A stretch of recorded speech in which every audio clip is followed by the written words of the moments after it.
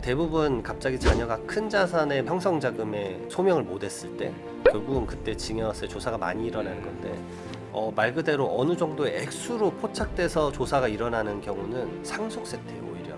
왜냐하면 상속시 일어나면은 10년간의 증여한 내역 전부 다 상속재산에 포함한다고 말씀드렸잖아요. 그 당시 안 냈던 증여세 내고 상속세 내고 가산세 내고 엄청난 세금이 발생할 수 있다. 한 번에 그걸 포착할 수 있다는 점을 꼭 이제 무섭게 생각하셔야 됩니다. 가족 간의 이제 돈거래, 또 그렇죠. 현금성이 오갈 때 얼마나 이제 증여세에 해당되느냐 뭐 이런 거에 대한 궁금증이 많으신 것 같아요.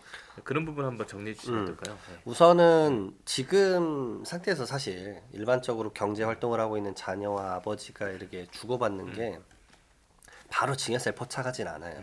왜냐하면 그게 증여인지 빌려준 건지 알 수가 없거든요. 그렇죠. 그러니까 오히려 이 말씀을 드리고 싶어요. 그 증여세가 부과된다. 말 그대로 내가 큰 돈을 받아서 증여세 신고한다고 아무 문제가 안 되는데 오히려 이런 것들을 이제 아이 뭐 자녀 결혼하는데 2억 원 줄 수 있지.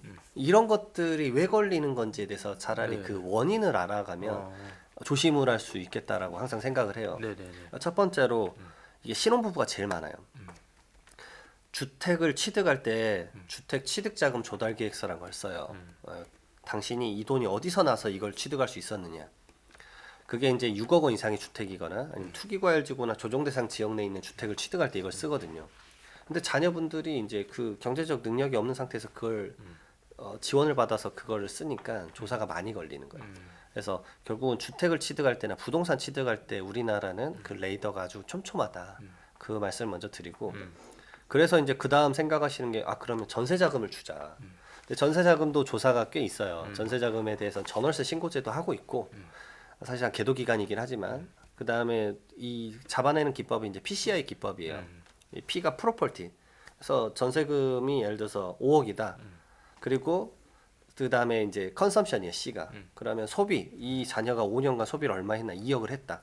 근데 마이너스 인컴. 근데 5년간 번 돈은 뭐 3억밖에 안 된다. 그러면 자녀 이 4억은 어디서 났느냐. 이런 식으로 조사가 일어나는 거거든요. 결국은 어떤 식으로 조사가 일어나는지에 대해서 좀 알아야 이런 상황일 때 큰 돈이 결국 오갈 수밖에 없고 그것을 포착하는구나. 그러면 그게 내가 뭐 차용증을 쓰는 상태가 아니라고 한다면 결국은 증여로 오해받을 수밖에 없겠구나 라는 생각을 하셔야 돼요. 그 조사가 되게 촘촘한 건가요? 생각보다 많아요. 최근에 서울시에서도 8월 13일 날 보도자료 나왔었는데 이 부동산 거래 있잖아요. 9천 건 중에서 3천 건을 증여가 의심된다 그래서 국세청에 넘겼더라고요. 그러니까 3분의 1을 넘겼다는 얘기니까 예. 엄청나다고 볼 수 있습니다. 그런 구조를 좀 알아야 되는데 실제로 그러면 좀 그 이제 그 어디까지 이제 증여로 보고 또 이렇게 허용이 되는지 그런 부분 좀 생활비로 받은 목적은 부양 의무가 있는 자녀에게 주는 건 사실 상관은 없어요. 근데 이제 액수가 100만 원, 200만 원 갖고 잡아내진 않죠, 대부분. 대부분 갑자기 자녀가 아까 말씀드렸던 큰 자산의 뭔가의 형성 자금에 소명을 못 했을 때 결국은 그때 증여세 조사가 많이 일어나는 건데 이를 단정 지을 수 없습니다. 예를 들어서 자녀에게 1억을 줬어요. 그러면은 이게 이거 잡아야 되는 거 아니야? 이럴 수도 있는데 그 자녀가 사업을 하고 있고 왕성하게 돈을 벌고 있어요. 1억 원 정도의 지원금을 잠깐 받아서 빌린 거일 수도 있거든요. 그러니까 무턱대고 1억 원, 뭐 2억 원 줬다고 조사가 일어나진 않아요. 근데 자녀가 대학생인데 2억 원이 갔다? 그러면 이게 말이 돼? 그러니까 결국은 자녀가 그 소득에 대한 능력이 있는가도 많이 판별합니다. 금액 갖고 하는 게 아니에요, 결국은. 왜냐하면 최근에 국토부 결에서 이런 건 있었어요. 65억을 자녀에게 빌려주고 자녀가 70억짜리 부동산을 산 거예요. 근데 이제 아마 그 조사를 한 이유는 자녀가 65억을 변제할 능력이 없었다라고 생각한 것 같아요. 그러면 차용은 아니다. 그럼 뭐겠어요? 증여겠죠. 그렇게 넘어가는 거예요. 빌려준 게 아니면 결국 증여다라고 오해를 살 수 있는 상황일 때 결국은 해명을 해라라고 요청을 많이 하거든요. 결국은 본인의 능력에 맞춰서 이렇게 되기 때문에 어떤 특정 금액이라고 말하기는 좀 애매하고 근데 이 생활비, 이 현금 주고받은 거 이게 말 그대로 어느 정도의 액수로 포착돼서 조사가 일어나는 경우는 상속세태예요 오히려. 왜냐하면 상속시 일어나면은 10년간의 증여한 내역 전부 다 상속재산에 포함한다고 말씀드렸잖아요. 그때 자녀랑 주고받은 금액 중에서 100만 원 이상 금액은 그때 전부 다 끌고 와서 쓰는 경우가 많아요. 무조건 일선 세무서가 다 100만 원 기준은 아니지만 네. 대부분 조사 때는 100만 원 이하는 그래도 이 말 그대로 일선 세무서에서 속된 말로 봐주고 있는 거예요. 100만 원 이하는 좀 봐주는 건데 100만 원 넘어가면 아 이거 거래 내역은 상속세 재산이 포함되는 증여 거래 내역 같다라고 총액을 잡아서 그 예를 들면 뭐 5년 동안 뭐 200만 원씩 매달 들였다.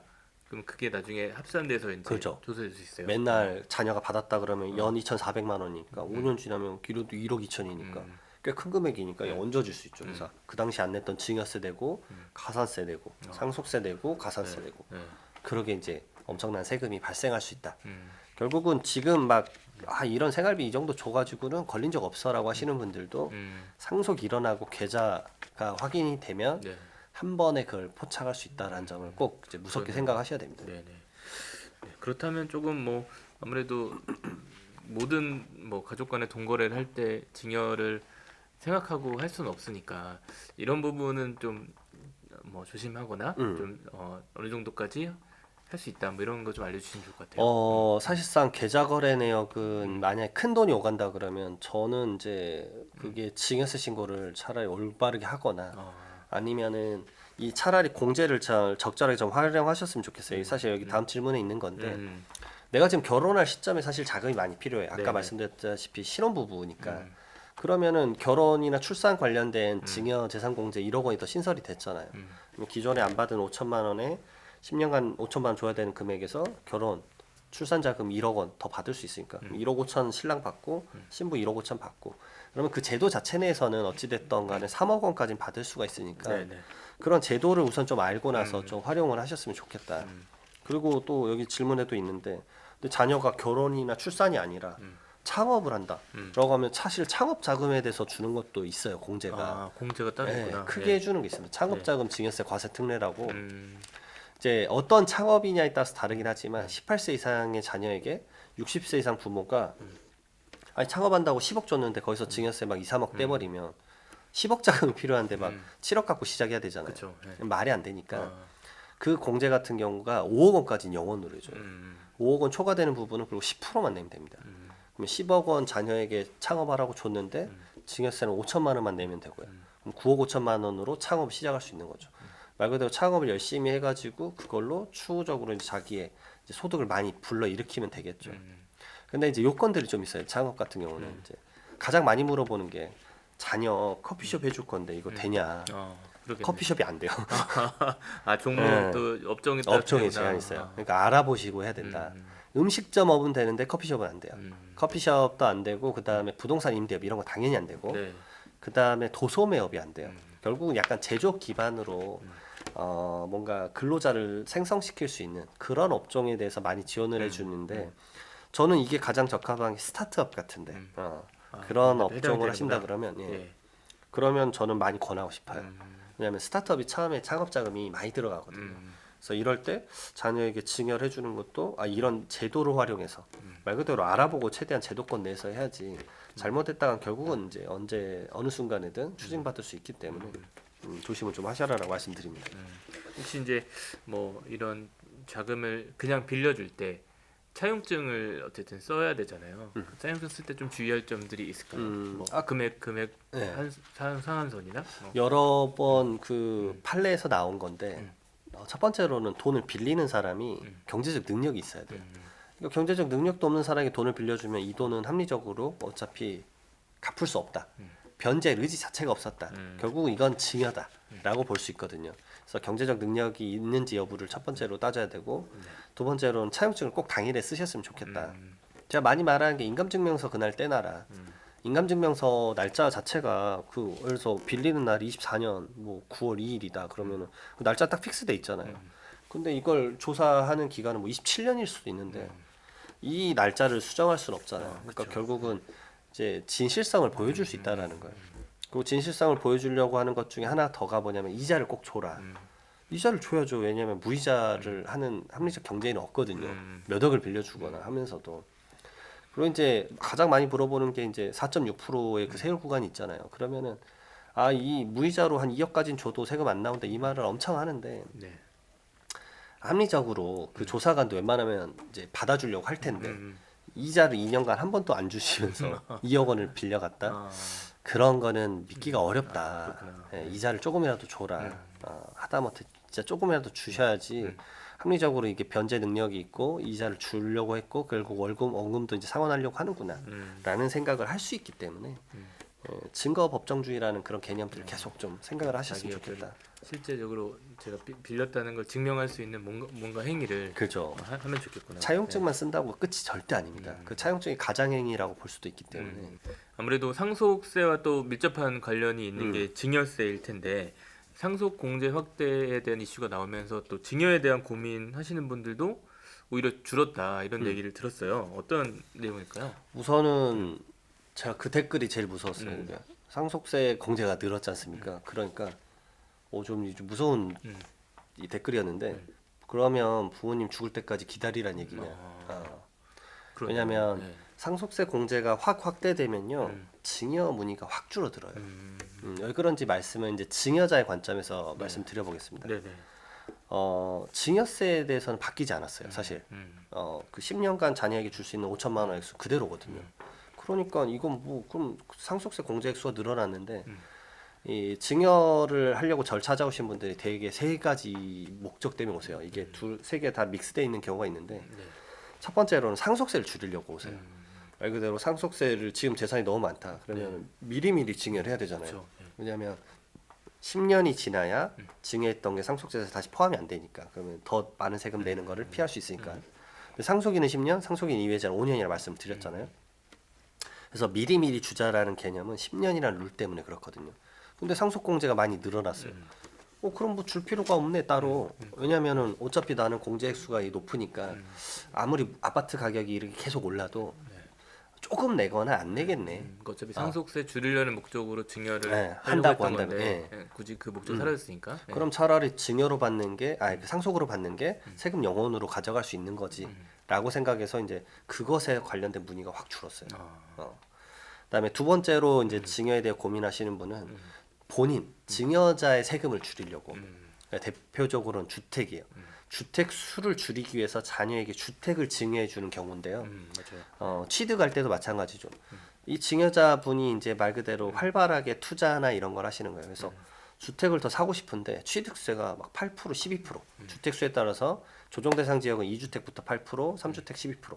그다음 그 비조정 대상 지역은 3주택 8%, 4주택부터는 12%거든요. 네. 그러니까 취득세가 껑충 뛰어 올라가니까 이게 지금 투자를 좀 더 해놓으면 좋을 것 같은데 이걸 할 수가 없네라고 이제 생각을 하시는 분들이 그러면 나의 주택 수를 줄이기 위해서 독립한 자녀에게 주택을 한 채 주자. 네. 그럼 이 주택도 팔기는 싫은 거예요. 네. 왜냐하면 자산 가치가 올라갈 것 같고. 그래서 자녀에게 이렇게 주는 거죠. 그러네요. 그런 목적으로 증여하시는 분들이 있어요. 그러니까 증여자의 세금 줄이는 게 방금 첫 번째 말한 게 취득, 그다음 두 번째가 종합부동산세 보유할 때. 아직까지도 종합부동산세가 3주택이면서 과세표준 12억 원 넘어가면 종합부동산세 세율이 2배나 껑충 뛴 걸로 중과세를 적용받거든요. 그러니까 이것 좀 줄이려고. 네.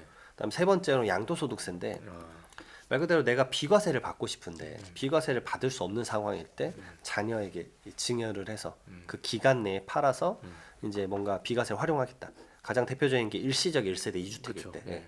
종전주택 취득하고 1년 이후에 신규주택 취득하고 비과세 요건 맞춘 다음에 이거 취득한 날로부터 3년 이내 팔아야 되거든요. 그러니까 그 3년이라는 시간이 도과되기 전에 이제 자녀에게 팔아버린 거예요. 외부의 시장에 파는 것보다는 이 가치가 더 올라갈 것 같으니까 자녀에게 주거나 아니면 외부 시장에서 아무도 안 살 때 그렇게 활용을 하는 거거든요. 그 파는 게 그러니까 파는 거랑 증여도 다 네, 해당이 섞여 되는 있죠. 건가요? 대부분 부담부 증여 그러니까 증여를 형태가 해도 많으니까. 그 일시적 2주택 요건 해당이 되나 보죠. 맞죠. 그래서 채무 부분에 대해서는 비과세 받고 나머지 부분에 대해서는 증여세 내고 이런 식으로 이제 많이 고민하시고 세 번째 목적이 이제 모든 부모님에게 가지고 계신 마음인데요. 이 자녀에게 마중물을 주자라는 얘기죠. 말 그대로 지금의 20대에서 40대까지인 것 같은데 말 그대로 경제적 활동을 제일 왕성하게 할 때잖아요. 근데 그때는 더 이 경제적 지원이 많이 필요한 나이일 건데 뭐 하다못해 취업할 때도 필요하고 취업하고 나서도 그 다음에 뭐 결혼, 육아 하다못해 창업을 한다면 창업할 때도 자금이 많이 필요한데 이런 자금을 받기 위해서 증여를 해주겠다라고 하는 목적이 있는 거죠. 근데 이 세 가지 목적 중에서 일정 부분에 이제 가장 큰 목적일 수도 있는 상속세가 이미 이제 부담이 확 떨어졌다라고 한다면 네. 이 1번 첫 번째 목적 달성할 필요가 없으니까 증여를 안 하는 거죠. 근데 이제 자녀분들 입장에서 생각을 해보면 이 자녀분들이 그러면 아버지가 돌아가시고 나서 받잖아요, 상속을. 근데 요즘은 노노 상속이에요. 노인이 노인을 상속해 준단 말이에요. 그러니까 80대 분이 돌아가시면서 50대 후반, 60대 초반에 상속인에게 이제 상속을 해주고 있는 꼴인데 그 나이 때 자산을 받으신 분들이 다 말해요. 이 자금 써서 받아서 못 땄어. 네. 그러니까 젊었을 때 받았으면야 막 왕성하게 네. 소비도 하고 뭐 투자도 하고 이랬을 건데 이 돈 받아서 뭐예요? 그 다음에 물어보시는 게 근데 저 죽으면 또 얼마네요? 이분도 이제 이미 상속을 대비하고 있는 거예요. 그럴 그런 수 상황이 있겠네요. 많이 돼버리니까 조금 증여 부분도 좀 공제를 늘려주면 좋지 않을까라는 개인적 생각을 좀 하고 있습니다.